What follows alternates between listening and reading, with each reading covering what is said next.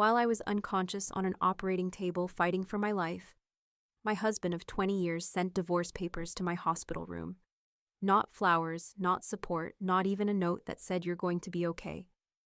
Just a letter that read, "I'm sorry, I can't do the sickness part.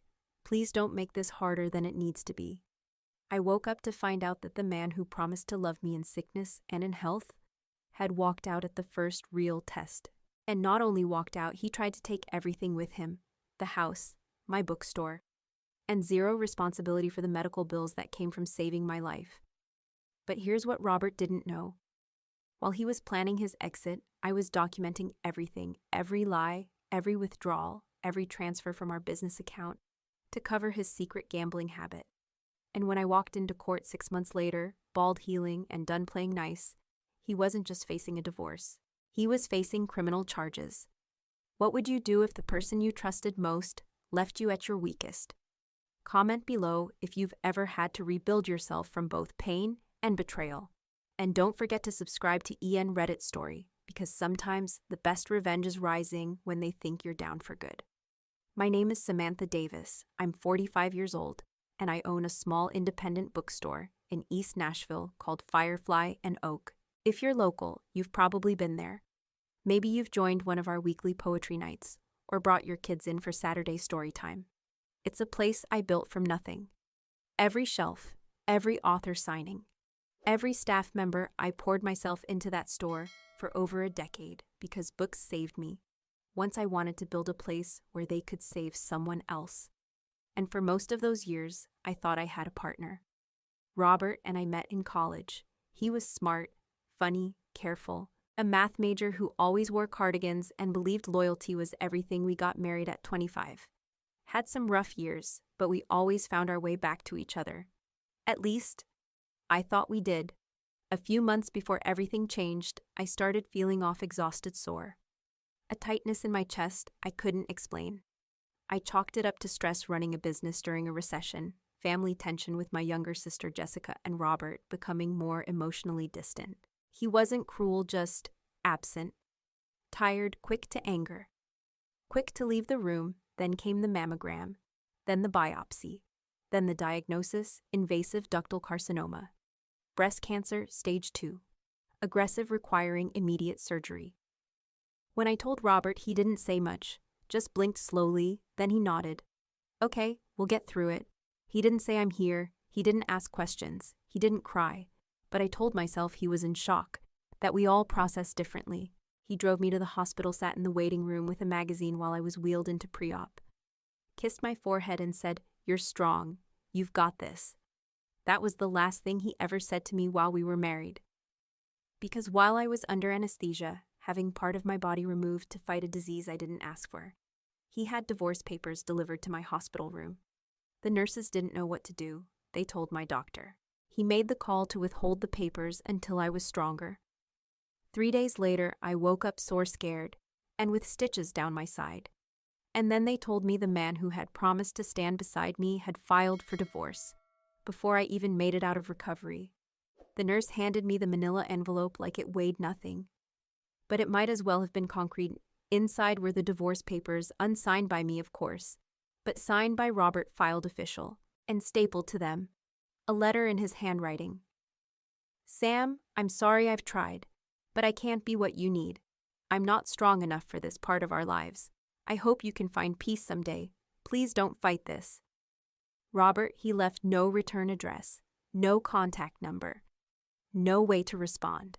He wanted a clean break while I was still on morphine. It was the coldest thing I'd ever experienced, and I say that as someone who had just been wheeled out of surgery. At first, I shut down, didn't cry, didn't speak. But that silence, it's what saved me. Because in that stillness, I saw things clearly. Robert wasn't just running, he was preparing. The divorce documents weren't impulsive. They'd been dated weeks before the surgery. He'd listed the house, my house, as his primary request, and the bookstore. He wanted partial ownership and zero liability for my medical bills. That was the moment something inside me snapped into focus. He was counting on my weakness, my recovery, my vulnerability. But he forgot who he married. During my home recovery, I stayed at my sister Jessica's guest house. She insisted, said it would help to have family nearby. I should have known something was wrong when I noticed she flinched every time Robert's name came up, or when she started locking her phone around me one night. She left it on the kitchen counter. A notification buzzed on the lock screen. It said, "Miss, you can't wait until she's out." I opened it. A message thread scrolled up. Photos, nicknames, plans. They weren't just having an affair. They'd been together since before my diagnosis. Robert had even told her they'd sell the bookstore after the divorce to start over. My own sister. I remember sitting on the porch in my pajamas, staring at the fog rolling over the backyard and thinking, they think this is checkmate, but they forgot I still have moves. I didn't confront Jessica. Not yet. Instead, I picked up my phone and called a name I hadn't said aloud in years. Diane Kingston, an old college friend turned high-powered divorce attorney. A woman who once told me at brunch, "If your man ever screws up, I'll bury him in paperwork before he knows which way is up." I asked her one question. "Do you still mean that?" She answered with a laugh. "You free Monday by Monday morning?" Diane was sitting at my kitchen table with a legal pad, a cold brew, and eyes sharper than any scalpel that had touched me in surgery. She didn't waste time. "You're not just getting divorced," she said. "You're going to war.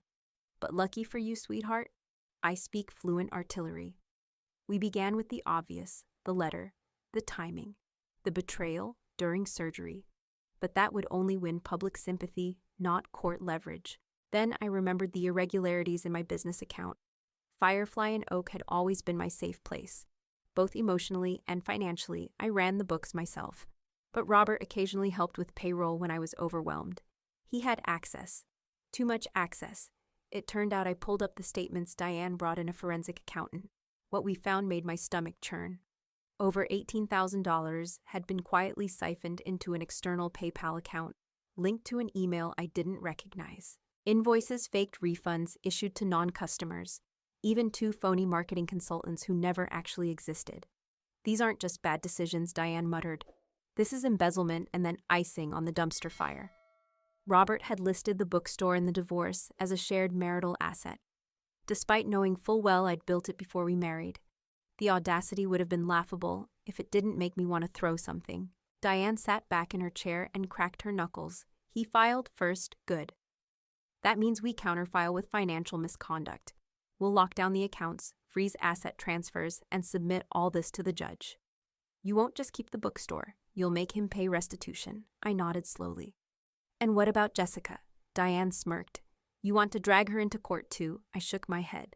"No, I want her to watch, from the front row." Over the next 2 weeks, we built the case. Silently, strategically, I said nothing to Robert, nothing to Jessica. I let them believe I was broken. Weak, distracted by recovery. But behind the scenes, Diane and I were rerouting everything. A cease and desist on Robert accessing business records. A request for injunctive relief to halt property transfer. A formal claim of financial abuse under Tennessee's divorce statutes. And documentation submitted to the district attorney's office. That last one made Diane grin. Let's see how bold he is when he realizes this isn't just about losing the bookstore. It's about losing his freedom. When I looked in the mirror, I barely recognized the woman staring back. Short hair scars, still healing. But behind the exhaustion, there was steel. I was done being the one people underestimated the day of the hearing. The sky over Nashville was overcast, heavy and gray, like it knew what was coming. I walked into the courthouse in a black blazer, head high, breath steady. Diane walked beside me like a shadow in heels. Robert was already there, smoothing his tie and smirking, like this was just a formality. Jessica wasn't beside him, but I saw her sitting in the back row, lips pressed tight. She looked thinner. Older guilt will do that. The judge called the session to order. Robert's attorney began with his narrative, that the marriage had broken down naturally, that his client acted with dignity in trying to handle things cleanly, that the division of assets should be fair and uncomplicated. I didn't move, didn't flinch. Because Diane was just getting warmed up, she stood, calm, controlled, and started speaking like a blade slicing silk. "Your Honor, this isn't a simple divorce. It's a case of abandonment, emotional cruelty, and financial misconduct." She laid out the timeline, my diagnosis, the timing of the divorce filing.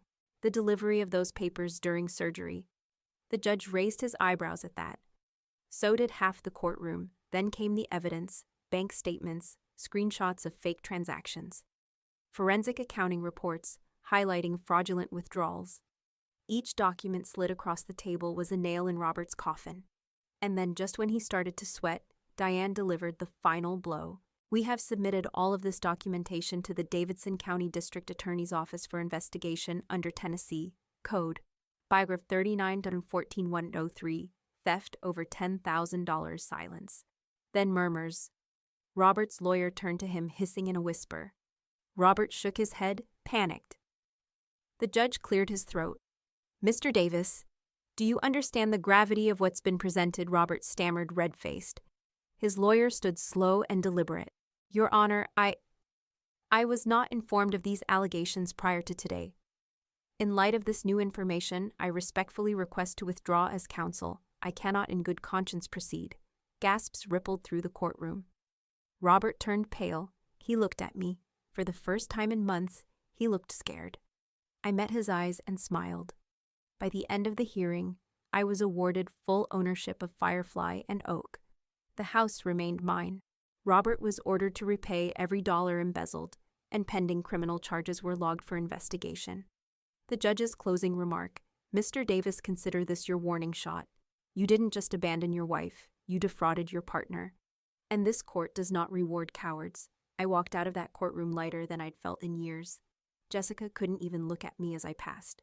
And Robert, he stayed behind alone on the bench, trying to piece together what had just happened. But it was already over.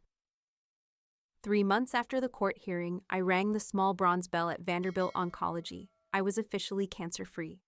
There were no balloons, no speeches, just a quiet group of nurses clapping as I wiped my eyes, and a staff member who whispered, "You fought like hell, Samantha. You deserve every minute of peace that comes next." Peace didn't come all at once, but it came in pieces. In the bookstore shelves, I repainted by hand. In the poetry night, I restarted where survivors and writers read side by side. In the warmth of the customers who had once been strangers, now dropping off homemade soup and asking if I'd eaten that day, Firefly and Oak had not just survived, it thrived. Our story had gone semi-viral, picked up by a local journalist who titled it, "The Bookstore That Beat Cancer and a Con Man." Sales soared, authors reached out.